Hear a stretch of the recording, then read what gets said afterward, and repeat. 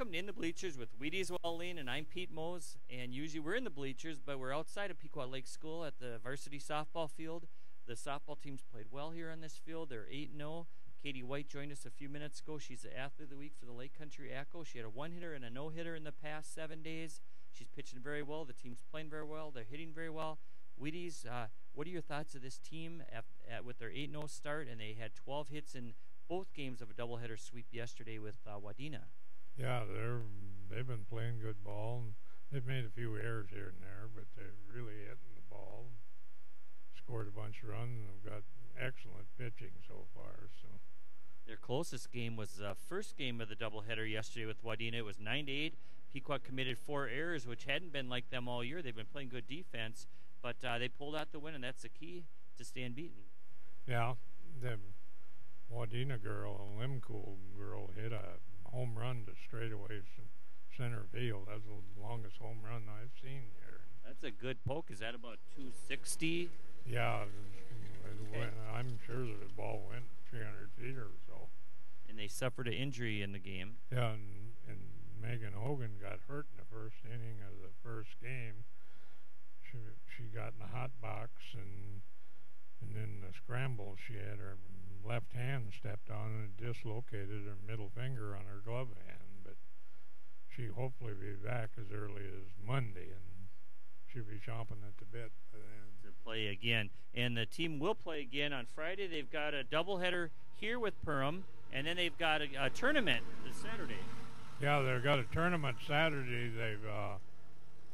They play up at Deer River, and they played the Bram Bombers in the first game, and Mountain Iron Buell in the second game, and to decide who they would play in the title game then. So. And then they play at Walker on Monday? Yeah, they're at Walker on Monday, and for a makeup game that was snowing out. And as long as I'm mentioning Walker, I'd like to say hi in Walker, Iowa, to some of our regular viewers, Willa and Irvin Zerbazek and their daughters Jill and Valerie. So big Patriot hi from Pequot. Wheaties has got online viewers all over the country right now, all over the world probably, for your weekly sports show, and we enjoy talking about it. And let's move on to baseball now. We've covered the softball. A pitcher named Ryan Redfield threw a no-hitter against Pequot Lakes last night in one of the doubleheader games. Pequot Lakes split, and they're off to a 4-2 start. I'm sorry, 5-3 start. Wheaties. What are your thoughts about the baseball team? Yeah, well, they beat Sabika last week by 8-1 behind pitching Jordan Redmond. Got a good baseball team. So. Okay.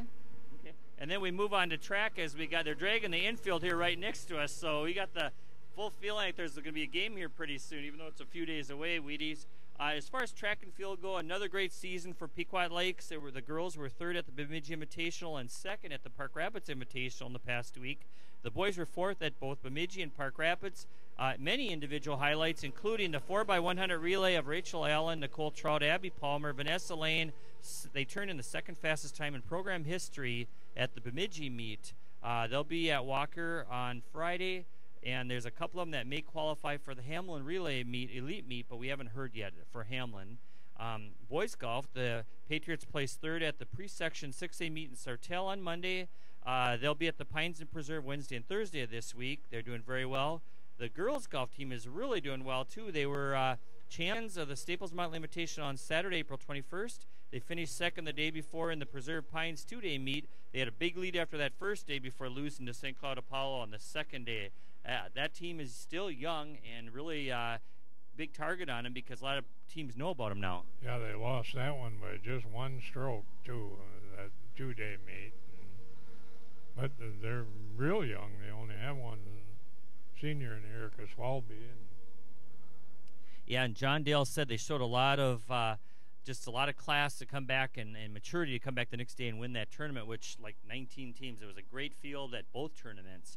So they showed a lot to, instead of pouting about losing by 1 stroke and blowing the lead, they came back right away the next day at another tough course at Craigan's, and they won that meet. So they're doing in the rain, too. In the rain and cold, they came in, they pulled it off. So Best of luck to them. I know they've got some big meets coming up this week too.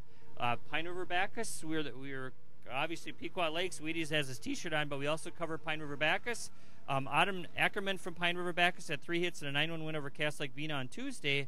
The Tigers are 2-4 in softball. And the baseball team, Nathan Holmes struck out 10 in a 5-0 shutout over Walker Hackensack Akeley on Tuesday. Nathan Holm earlier this year had 15 strikeouts in 5 innings. He got every out by strikeout. He did give up a couple runs and some walks.